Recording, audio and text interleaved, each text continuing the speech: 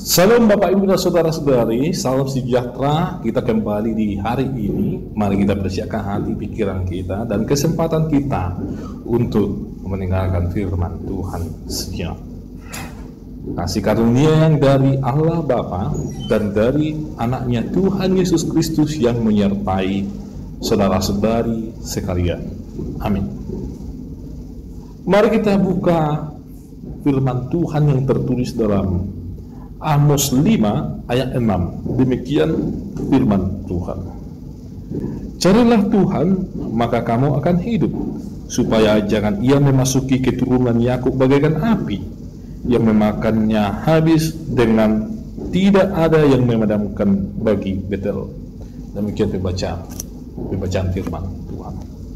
Bapak, Ibu dan Saudara-saudari, orang Israel pada masa itu ada dua hal yang mereka selalu cari. Yang pertama yaitu mereka memang mencari Tuhan. Namun mereka mencari Tuhan yaitu di Betel, Gilgal, dan Beersheba. Tempat-tempat tersebut adalah tempat di mana rumah bagi Tuhan, atau katakanlah bait suci dibangun di sana, di mana orang-orang akan beribadah di sana dan mempersembahkan apa yang bisa mereka persembahkan kepada Tuhan di sana. Namun Bapak, Ibu dan Saudara-saudari, walaupun orang-orang Israel sudah pergi ke Betel, ke Gilgal, dan ke Beersheba, tapi Tuhan masih tetap mengatakan, carilah Tuhan, carilah aku, katanya. Walaupun orang sudah berada di tempat yang mereka pahami sebagai tempat bisa bertemu dengan Tuhan. Pikiran umat Israel pada waktu itu, apabila mereka sudah menyampaikan kurban bakaran ke hadapan Tuhan, maka mereka sudah menyatakan diri, sudah berjumpa dengan Tuhan, sudah mencari Tuhan, dan sudah berada di jalan Tuhan. Dan mereka sudah puas dengan hal tersebut. Di dalam kehidupan kita, Bapak Ibu, kehidupan kekristenan kita, ternyata ada 3 kelompok orang. Yang pertama yaitu ada orang Kristen yang menjadi Kristen karena kebiasaan. Orang ini jatuh kepada pemahaman supaya saya tidak disebut sebagai orang yang tidak beragama, maka ya orang beragama saya beragama. Orang pergi ke gereja, saya pergi ke gereja. Jadi bukan berangkat dari pengalaman imannya dia menjadi seorang yang percaya kepada Tuhan. Untuk itu Bapak, Ibu dan Saudara-saudari, fondasi imannya tidak terbangun dengan kuat. Jadi dia mungkin hanya musiman saja datang ke gereja atau beribadah atau berdoa atau menyerahkan hidupnya kepada Tuhan. Ya, terdaftar di gereja, udah cukup itu. Tanpa ikut berpartisipasi dalam berbagai aktivitas pelayanan tengah-tengah gereja. Ya, sekali setahun ke gereja, ya sudah cukup itu. Itu kelompok yang pertama. Ada kelompok yang kedua yaitu orang Kristen yang formalitas.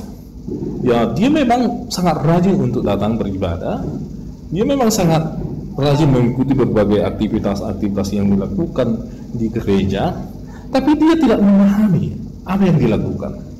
Dia memang mendengarkan firman Tuhan, tetapi dia tidak mendengar dengan baik. Dia memang membaca firman, tapi dia tidak melakukan. Dia memang melihat apa yang tertulis dalam firman Tuhan, tapi dia tidak memahaminya dengan benar. Walaupun dia bersekutu dengan firman Tuhan, tetapi imannya tidak tumbuh. Imannya tidak melakukan, atau dia tidak melakukan apa yang menjadi buah dari imannya yang sebenarnya. Jadi hanya formalitas saja. Dan yang ketiga adalah orang Kristen yang benar, yaitu mereka yang mendengarkan dan melakukan firman Tuhan. Lalu Bapak, Ibu dan Saudara-saudari, marilah kita menjadi orang yang masuk ke dalam tahap yang ketiga tadi, atau poin yang ketiga, menjadi orang Kristen yang mendengar dan melakukan firman Tuhan. Bukan seperti orang Israel yang hanya mencari Tuhan, namun mereka mencari Tuhan hanya dengan memberikan atau melakukan aktivitas-aktivitas keagamaan, itu sudah cukup. Hal yang kedua, Bapak, Ibu dan Saudara-saudari yang terkasih, hal yang kedua yang sering dilakukan oleh bangsa orang Israel adalah mereka memang diperintahkan Tuhan untuk mencari kehidupan, tapi mereka tidak melakukan apa itu bagian dari kehidupan itu. Tuhan ternyata mengecam perbuatan orang Israel pada masa itu, pada masa Amos, di mana orang Israel mereka memang sangat suka sekali mencari apa itu yang namanya harta duniawi, mencari keuntungan, melakukan apa itu yang menjadi kesuksesan bagi mereka, tetapi mereka melupakan apa itu yang menjadi perintah Tuhan, kehendak Tuhan, yaitu untuk mencari kehidupan. Maksudnya, Bapak Ibu dan saudara-saudari, mereka sering menindas orang-orang yang ada di sekitar mereka hanya untuk terobsesi dengan kepuasan lahiriah mereka. Ada begitu banyak anak-anak yatim yang mereka terlantarkan. Ada begitu banyak pada masa itu perempuan-perempuan yang mereka ceraikan, sehingga perempuan tersebut menjadi janda. Dan kita tahulah di dunia pada masa dahulu seorang perempuan yang menjadi janda itu sangat rendah sekali dianggap oleh orang pada waktu itu. Dan masih banyak lagi kecurangan-kecurangan yang dilakukan oleh umat Israel di zaman Nabi Amos. Hal inilah yang membuat Allah menjadi sangat-sangat tidak setuju dengan sikap orang Israel pada waktu itu, karena mereka ternyata tidak mencari yang namanya kehidupan. Mereka hanya mencari apa itu yang menyenangkan diri mereka, namun orang lain mereka terlantarkan, mereka tindas, dan mereka tidak peduli dengan nasib mereka. Bapak, Ibu, dan saudara-saudari, memang Tuhan mengarahkan kita untuk menerima kehidupan dan kebahagiaan dan menikmati apa yang menjadi berkat Tuhan. Tetapi yang terutama dikatakan Tuhan adalah mencari Tuhan di dalam kehidupan kita ini. Yesus Kristus berkata bahwa carilah dahulu kerajaan Allah dan kebenarannya, maka semuanya itu akan ditambahkan kepadamu. Mencari kerajaan Allah dan kebenarannya itu yang terutama. Lalu bagaimana dengan hal yang lain? Apakah itu kesuksesan, kekayaan, dan kehormatan? Itu adalah akan ditambahkan. Kalau dalam istilah orang Batak itu sering dikatakan dengan igil-igilnya. Ketika kita pergi membelanjakan sesuatu ke pajak, ke pasar contohnya, maka sangat dimungkinkan orang yang berdagang itu akan membuat igil-igilnya kepada belanjaan kita. Yang terutama adalah mencari jalan Allah dan kebenarannya. Apa itu jalan Allah itu? Yaitu jalan Allah yang penuh dengan keadilan dan kebenaran, yang penuh dengan kehormatan yang bersumber dari Allah. Maka semuanya akan ditambahkan kepada kita. Untuk itu Bapak, Ibu, dan saudara-saudari, mari mencari jalan Allah, mari mencari Tuhan, mari mencari kebenaran Allah. Maka segala sesuatu yang kita memang sangat butuhkan itu, Tuhan tidak akan buta. Tuhan akan tetap memberikan, Tuhan akan tetap menganugerahkan apa yang menjadi kebutuhan kita senantiasa. Tetapi mari bina hubungan kita dengan Allah, mari kita perhatikan sekeliling kita, jangan tutup mata dengan sekeliling kita, karena kita ini adalah umat yang diharapkan Allah untuk senantiasa dekat dengannya, untuk mencari apa itu keadilan yang bersumber dari Allah. Amin.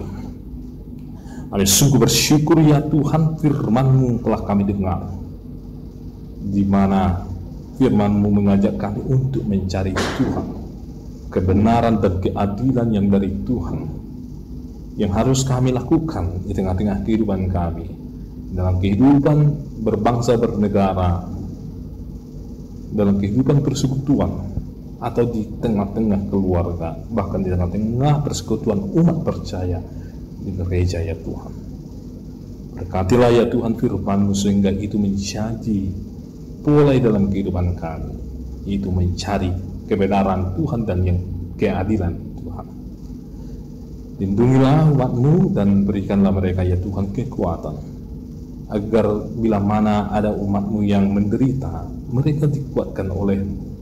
Bila ada yang berbeban berat dan mengalami pergumulan ya Tuhan, mereka akan tetap kuat dan percaya kepada Tuhan, dan berikan kekuatan bagi mereka untuk mengerjakan pekerjaan yang Tuhan anugerahkan bagi mereka. Lindungilah para anak-anak dan berikan kesehatan serta Tuhan yang diam dalam hati mereka, agar mereka bertumbuh dan senantiasa percaya kepada jalan yang Tuhan berikan untuk mereka ikuti ya Tuhan. Ya Tuhan, kami berdoa buat bangsa dan negara kami, Engkaulah yang melindungi dan menjauhkan dari mara dan bahaya. Berkatilah iklim cuaca di tengah-tengah bangsa kami ini, sehingga semuanya mendukung yang namanya kehidupan, sehingga umat di tengah-tengah bangsa kami yang tercinta ini bersuka cita ya Tuhan, menikmati anugerah dari Tuhan senantiasa. Lindungilah para pemimpin kami di tengah-tengah bangsa kami ini, dan berikanlah mereka ya Tuhan Roh-Mu, agar mereka mengerjakan pekerjaan yang Tuhan anugerahkan dengan tulus dan untuk melayani segenap umat di tengah-tengah bangsa kami ini ya Tuhan. Ya Tuhan, ampuni kami atas segala dosa dan kesalahan, sehingga kami layak di hadapan-Mu. Hanya dalam Kristus Yesus kami berdoa. Amin. Anugerah dari Tuhan Yesus Kristus, kasih setia dari Allah Bapa, dan persekutuan dari Roh Kudus menyertai kamu sekalian. Amin.